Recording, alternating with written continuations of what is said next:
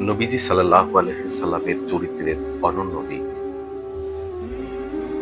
মানব ইতিহাসে এমন দয়া ও ক্ষমার দৃষ্টান্ত আর কোথাও নেই, যা আমরা পেয়েছি আমাদের প্রিয় নবী হযরত মুহাম্মদ সাল্লাল্লাহু আলাইহি ওয়াসাল্লামের জীবনে। তিনি ছিলেন সেই মানুষ যিনি শত্রুর প্রতিও দয়া করেছেন, অপমানকারীকেও ক্ষমা করেছেন, আর কষ্টদাতার জন্যও দোয়া করেছেন। আজ আমরা জানাবো নবীজির চরিত্রের ক্ষমা ও দয়া কতটা অনন্য ছিল। নবীজি সাল্লাল্লাহু আলাইহি সাল্লামের জীবনের প্রতিটি অধ্যায়ই ছিল দয়া ও মমতার ছোঁয়া। যখন তায়েফের মানুষ তাকে পাথর মেরে রক্তাক্ত করেছিল, তখন পাহাড়ের ফেরেশতারা এসে বলেছিলেন, হে মুহাম্মদ, আপনি আদেশ দিন, আমি এই দুই পাহাড় তাদের উপর ঢেলে দিই। কিন্তু নবীজি সাল্লাল্লাহু আলাইহি সাল্লাম উত্তর দিলেন, না, আমি চাই না তারা ধ্বংস হোক। আমি আশা করি তাদের পরবর্তী প্রজন্ম আল্লাহর একত্বে বিশ্বাস করবে। সহিহ বুখারী।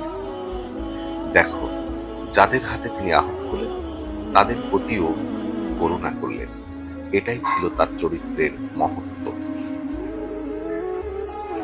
মক্কা বিজয়ের দিন, যখন তার শত্রুরা হাতের মুঠোয়, তখনও তিনি প্রতিশোধ নেননি।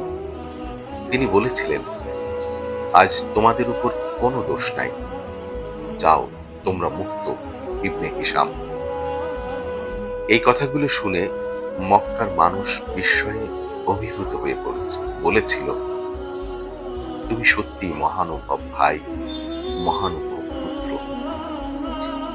নবীজি সাল্লাল্লাহু আলাইহি সাল্লাম কেবল মানুষকে ক্ষমা করতেন না, বরং যারা ভুল করত তাদের জন্য দোয়া করতেন।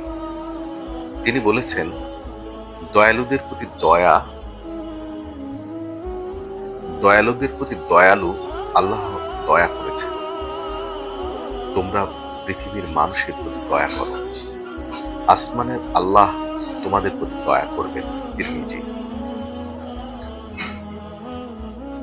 আমরা আজ এমন এক যুগে আছি যেখানে ছোট ভুলেও আমরা মানুষকে ক্ষমা করতে পারি না, কিন্তু নবীজি সাল্লাল্লাহু আলাইহি সাল্লাম তার শত্রুকেও ক্ষমা করেছেন, কারণ তিনি ছিলেন দয়া, করুণা ও মানবতার প্রতীক। আসুন আমরা তার চরিত্র থেকে শিক্ষা নেই।